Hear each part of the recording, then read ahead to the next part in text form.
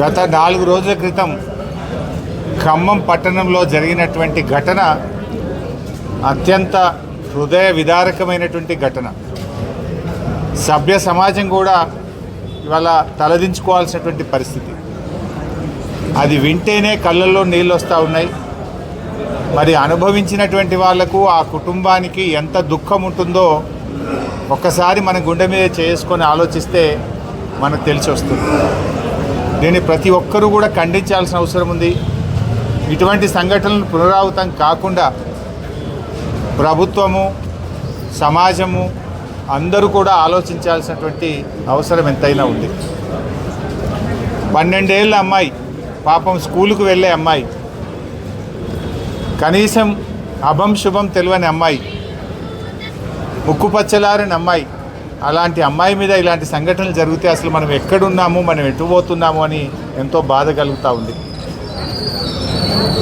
కనీసం సంఘటన జరిగిన తర్వాత అయినా ప్రభుత్వ స్పందన ఎట్లా ఉంది అంటే అది కూడా చాలా బాధగా ఉంది.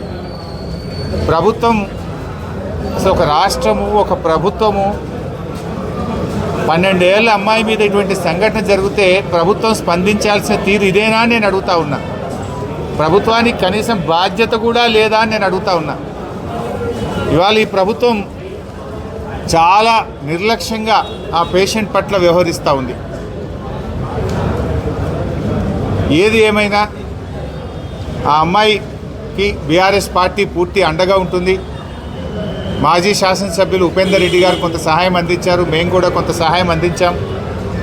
బట్ బాధ కలిగేది ఏంటంటే అమ్మాయి తిరిగి నడవలేని పరిస్థితి, తిరిగి సాధారణ స్థితికి రావడం చాలా చాలా కష్టము అని డాక్టర్లు చెప్తా ఉంటే ఎంత బాధ అవుతా ఉంది. అమ్మాయి జీవితం పోయింది ఈరోజు. ఇటువంటిది మళ్ళీ పునరావృతం కాకుండా సునీతా లక్ష్మారెడ్డి గారు చెప్పినట్టుగా ఫాస్ట్ ట్రాక్ కోర్టు పెట్టి అటువంటి వ్యక్తులను ఉరిదీయాల్సిన అవసరం ఉంది. ఇలాంటి తప్పులు మళ్ళీ ఎవడన్నా చేయాలంటే భయపడాల్సిన పరిస్థితి రావాలి. ఈరోజు కాంగ్రెస్ ప్రభుత్వం వచ్చిన తర్వాత ప్రతిరోజు 5 నుంచి 6 ఫోక్సో కేసులు నమోదవుతూ ఉన్నాయి.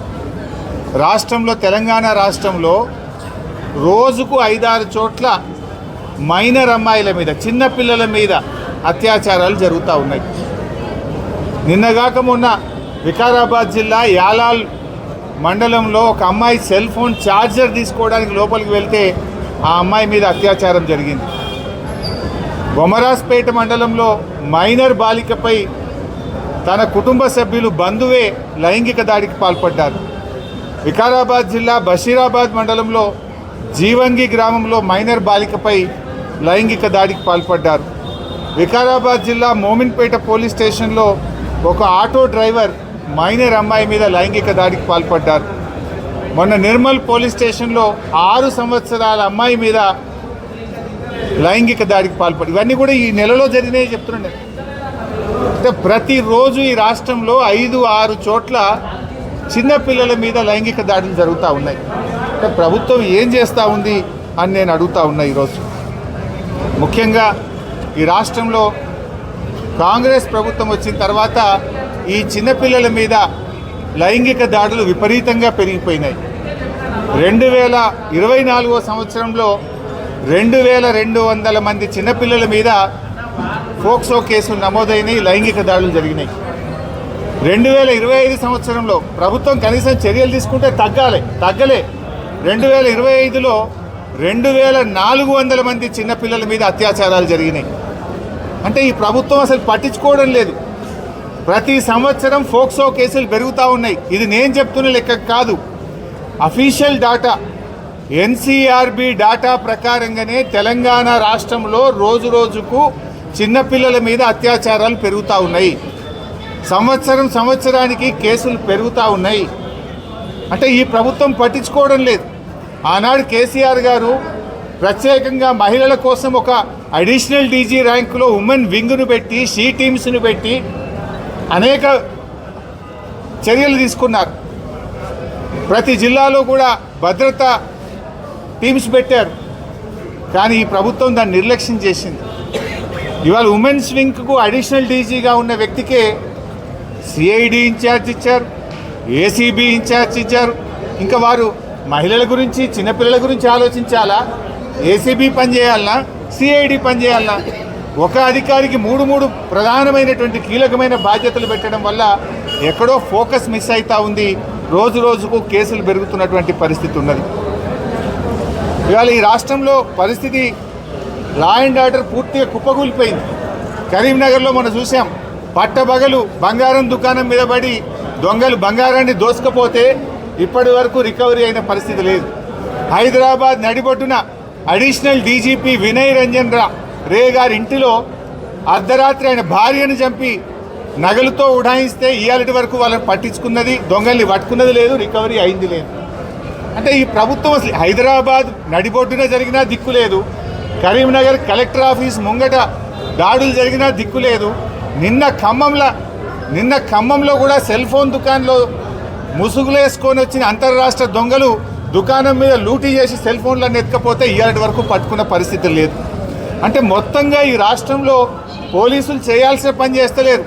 కొంతమంది పోలీసులు పిఆర్ స్టంట్స్ చేస్తున్నారు, అసలు పని ఇడిచిపెట్టినరు, పిఆర్ స్టంట్లు చేస్తున్నారు. ఎక్కువ సోషల్ మీడియా వైరల్ కోసం కొంతమంది పోలీసు అధికారులు పనిచేస్తున్నారు. కేసుల్లో రికవరీ లేదు. ఇలా అడిషనల్ డీజీపీ భార్యని హైదరాబాద్లో జూబ్లీ హిల్స్లో చంపి పారిపోయి నెల రోజులైనా ఇంతవరకు దొంగల్ని పట్టుకున్న పరిస్థితి లేదు. మీరు ఏం చేస్తుంది ప్రభుత్వం అని మేము అడుగుతూ ఉన్నాం. అసలు చెప్పుకుంటే అది చాలా అవమానకరం. ఏంటంటే సైబర్ సెక్యూరిటీ వింగ్ ఉంటుంది.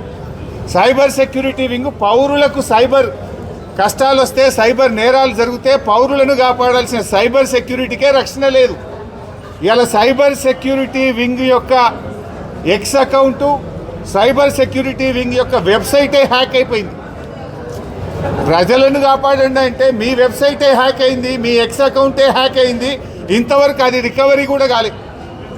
అంటే ఈ ప్రభుత్వ పనితీరు ఎట్లా ఉందో ఈరోజు అర్థమవుతూ ఉంది. ముఖ్యంగా ఈ పేషెంట్కి సంబంధించి ఇది నాకు ఇంకా బాధ కలిగిన అంశం. వాళ్ళు పాపం చాలా పేద కుటుంబం, రెక్కాడితే డొక్కాడని వాళ్ళు ఇళ్లలో పని చేసుకొని బతుకుతారు. వాళ్ళు ఇస్త్రీ చేసుకొని వాచ్మెన్గా బతికే కుటుంబం. ఇవాళ ఆ కుటుంబానికి ఇంత ఘోరం జరిగితే ప్రభుత్వం ఎంత నిర్లక్ష్యంగా ఉందంటే నిమ్స్ హాస్పిటల్లో చేర్స్తే మందులు బయట కొనుకొచ్చుకోపోతున్నారు. ఆ కుటుంబం ఫస్ట్ ఖమ్మం ప్రభుత్వ ఆసుపత్రికి పోతే కేసు సీరియస్ ఉందని ఖమ్మం ప్రభుత్వ ఆసుపత్రి కేసు పట్టుకోలేదు, మీరు ప్రైవేట్లకు పోండి అన్నారు. ప్రైవేట్లో ఖమ్మంలో 2 ఆసుపత్రులు తిరిగిండ్రు. ఒకడ 40,000 ఖర్చు అయింది, ఇంకొకడ 30-40,000 ఖర్చు అయింది. మళ్ళీ సీరియస్ అయితే విషయం అంతా బయటకు వస్తే నిమ్స్ ఆసుపత్రికి తీసుకొచ్చిండ్రు. ఈ నిమ్స్ ఆసుపత్రిలో మరి ఆ జిల్లాలో ఒక ఉప ముఖ్యమంత్రి ఉంటాడు, 2 మంత్రులు ఉంటారు. వాళ్ళ కుటుంబమేమో పొంగులేటి గారి నియోజకవర్గం కుటుంబం వాళ్ళు ఉండేది, వాళ్ళ ఓటర్లేమో పొంగులేటి గారి నియోజకవర్గం. సంఘటన జరిగిందేమో తుమ్మల గారి నియోజకవర్గం. కానీ మంత్రుల పట్టింపు ఎట్లున్నదంటే, పేదల పట్ల ఈ ప్రభుత్వం బాధ్యత ఎట్లున్నదంటే, ఇగో ఈ మందులు బయట కొనుక్కొచ్చుకోమని రాసింది. ఒక మందులేమో బాలాజీ మెడికల్ స్టోర్ బయట, నిమ్స్లో డాక్టర్లు బయట కొనుక్కొచ్చుకోమంటే బాలాజీ మెడికల్ స్టోర్లో మందులు కొనుక్కొస్తే ఇది 3,900 రూపాయల బిల్లు. ఇంకొక బిల్లు బాలాజీ మెడికల్ స్టోర్లో 2,350 రూపాయల బిల్లు. ఇంకొక బిల్లు ఇది 730 రూపాయల బిల్లు.